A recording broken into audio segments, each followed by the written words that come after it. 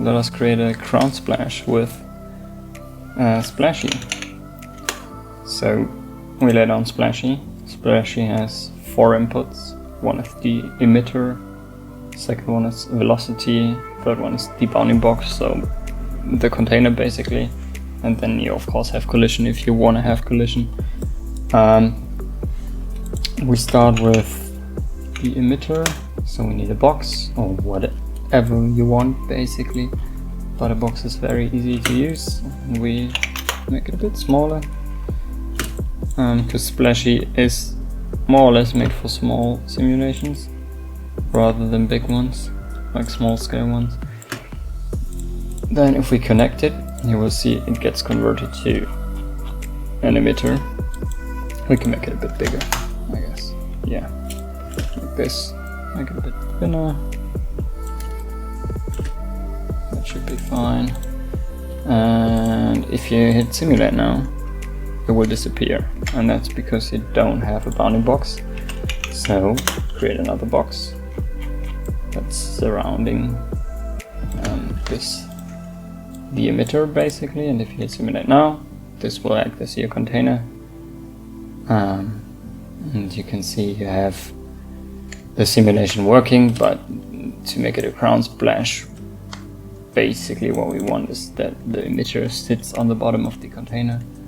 So we can use a little expression here, which is we copy this parameter, like the y scale basically, paste relative reference in here, and then you can either multiply it with 0.5 or divide it by 2, and it moves it up to sit on the floor basically, no matter what you put in here. Then I guess we need to move up our emitter again. That's fine, we can template the bounding box to help us a bit. Sit it sort of on the floor. It can cut the ground because the particles will just get deleted at the first frame if they overlap the bounding box basically. So now it sits on the floor, and it will keep emitting usually. Oh no, it will not, because by standard you have this expression in the emitter activation. We can quickly copy that and get rid of it, and if you set it to 1, it will emit constant, like you see now. But for the crown splash we only need the first frame to be emitted basically, so we can paste the expression again, and now you can see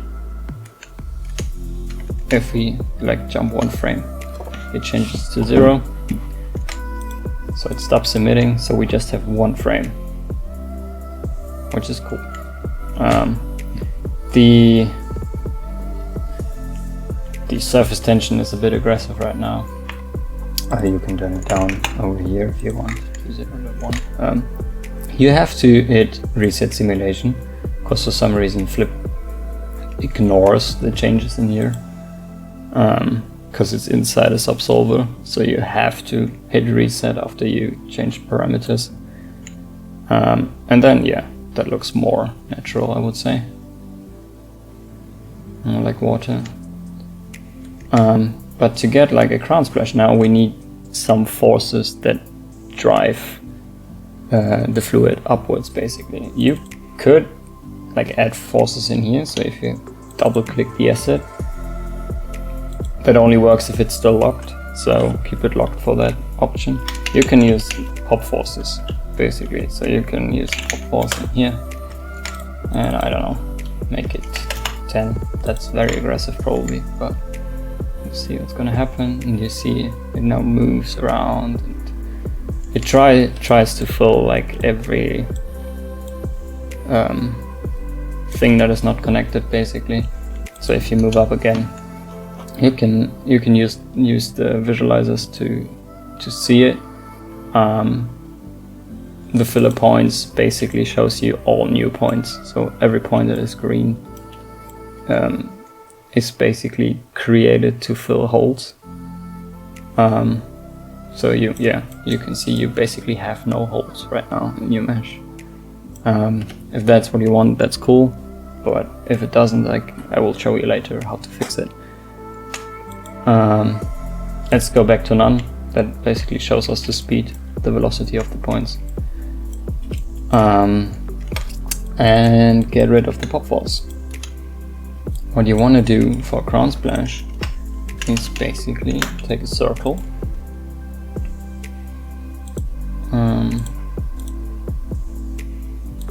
put it on the ZX plane, make it smaller so it fits the emitter. Let's template the emitter.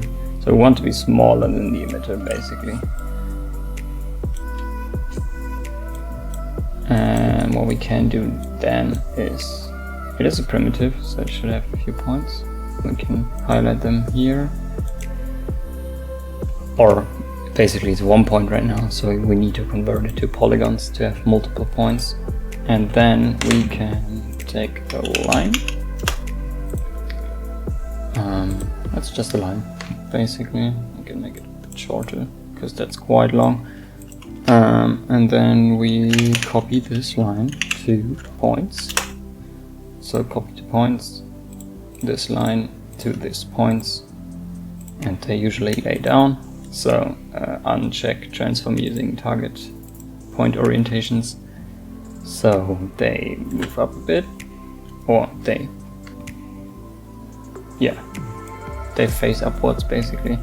And that's gonna get, it's basically our force now. So what we want to do, because we need a few points in between here, is just increase this point thingy in here, and also we want to have like a better circle or a denser circle, so we increase the divisions on our circle as well, and that way we can get more, and that way we get like a circle of lines basically. You can play with the settings however you like them.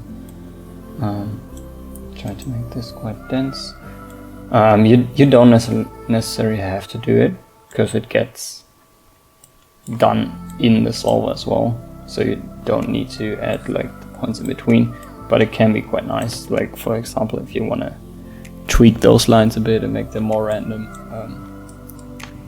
it can help you quite a lot, I guess. And what we're gonna need to do now is, because we just have a line that has nothing on it, and we need a velocity on it, so we're gonna use attribute wrangle. You can use attribute create as well, but I guess the wrangle is just easier for that one. You type add v, because you want to create the attribute v. You could do v add v for vector, but you don't need to. Houdini knows it. Then you type set to set it. Open a bracket.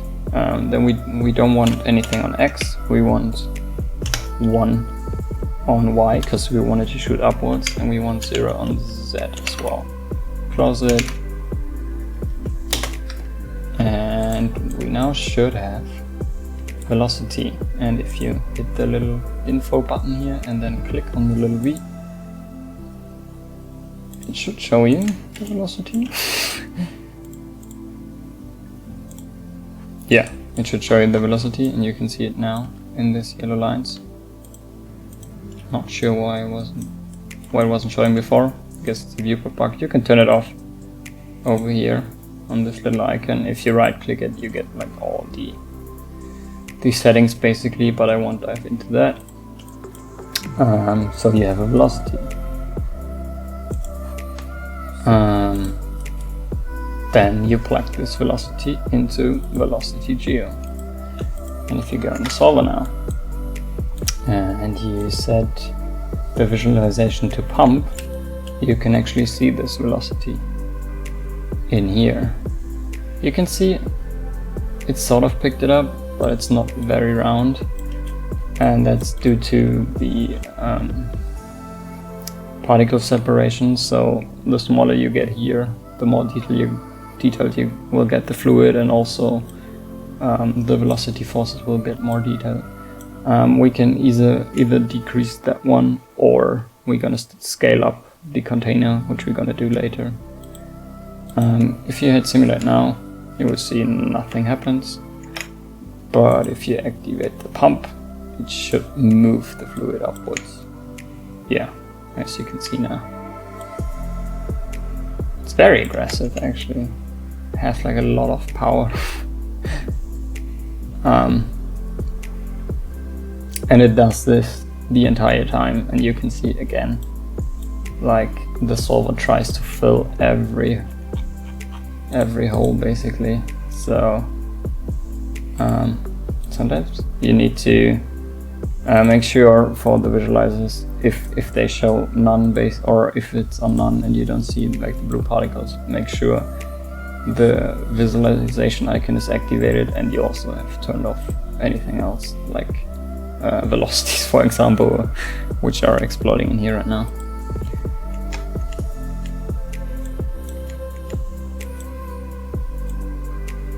Yeah, exactly.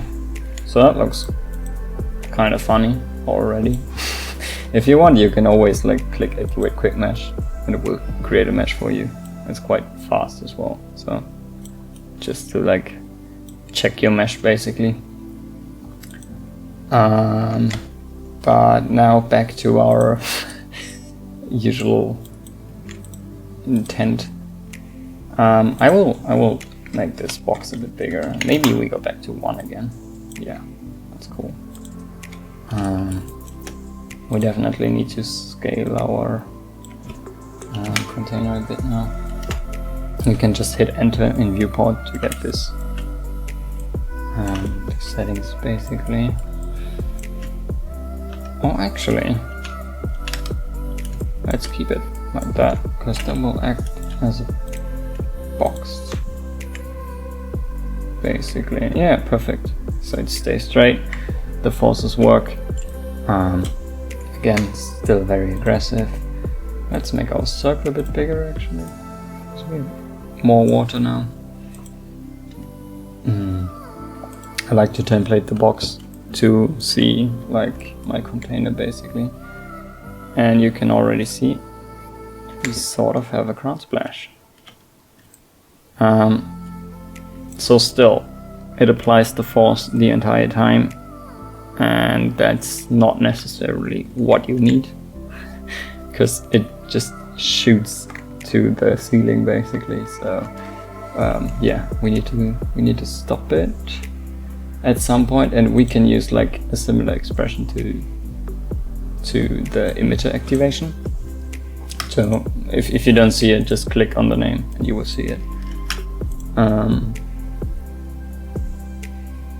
And push it into the pump activation, and it already has one as well. So it stops at frame 10. So let's see, frame 10 is around here, but that's already very aggressive. So we might gonna reduce this to maybe 4 and see what we get. Remember, hit reset simulate quite often, because you need to, sadly. And then it stops, but it's still hitting the ceiling. So one thing we can do is reduce the power of the pump actually to 1 maybe. Let's see, reset simulation, simulate again, and that's maybe a bit too weak. So that parameter is quite aggressive. So let's do 3, I guess. Yeah, stop now. Perfect, it stopped. And you can see already you will get like a very nice ground splash. To a quick mesh. And yeah, you can see it works quite well with like basically the standard parameters. What you can do then is the surface tension is based on curvature, basically. So you can visualize the curvature. You can see everywhere where it is orange, there is a stronger curvature, and that's where the fluid gets more compacted, basically, or the surface tension is stronger than in the blue areas. You can play like with the amount of curvature, and you can also play with the power. Let's, I don't know, try one. Remember to hit reset. Simulation. Now the effect is quite more aggressive, and you can see already it's not getting pushed upwards as much as before, and that's because the surface tension is stronger, and you have a big body of water down here, so the particles try to or the particles will get pulled back by this big body of water, because the surface tension wants to keep the water together, basically. So let's put it back to 0.1. I think that's actually a cool value to use. I maybe switch that one to 0.1 as the standard, but you can play with it. Then the sheeter, like I said before, we have these filler points that get created in here, and you can play with those as well. Let's quickly reset our simulation, because we changed the surface tension again. Yeah, so now you can see all those green points are actually generated by the sheeter daemon, so you don't get nasty holes whatsoever, and it basically searches in a radius of 1 around every point. It looks up 16 points, and if the distance between those points is greater than this value, it will fill the points. Then you can also control like how between what velocities those points get created, because sometimes you don't want to have like these ground points, or like around here there's very less velocity or not much velocity, but you still get points. So you can say minimum velocity should be, I don't know, maybe 4. That's maybe a bit aggressive, but let's see.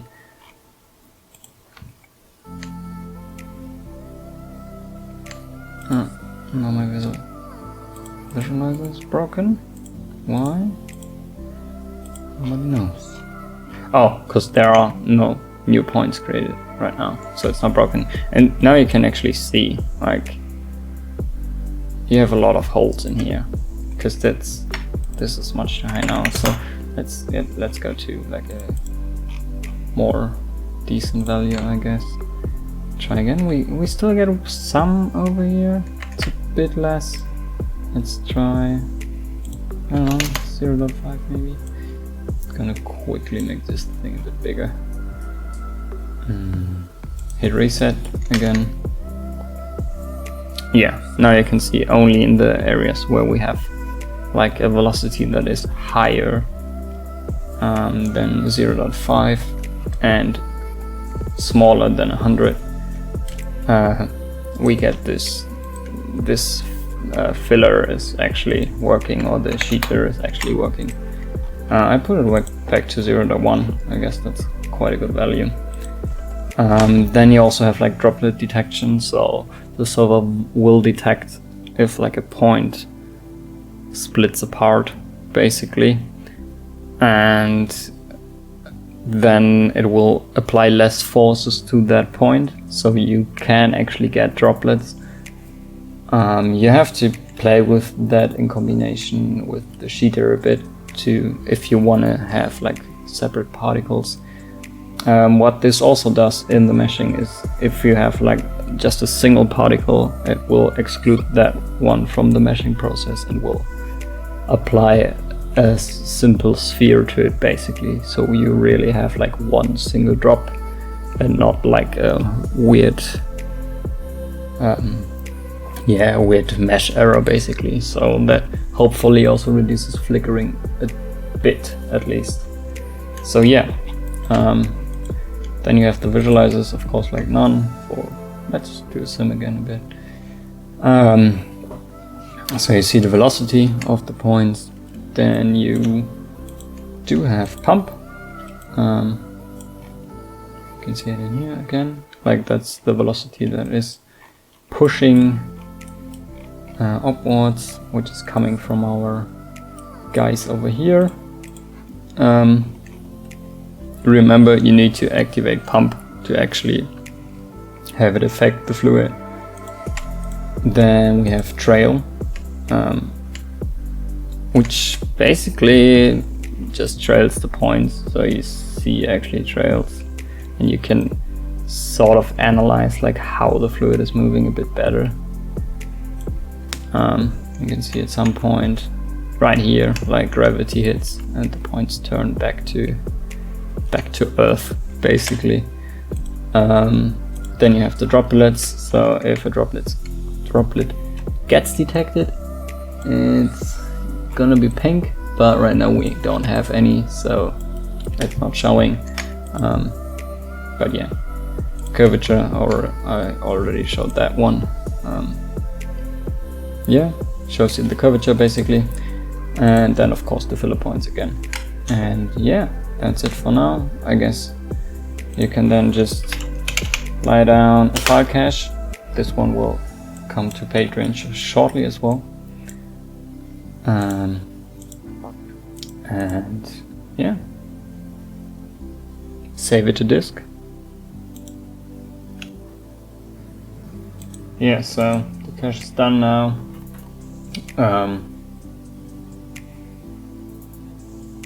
With this one you can actually like hit this handy button and get the cache size down here.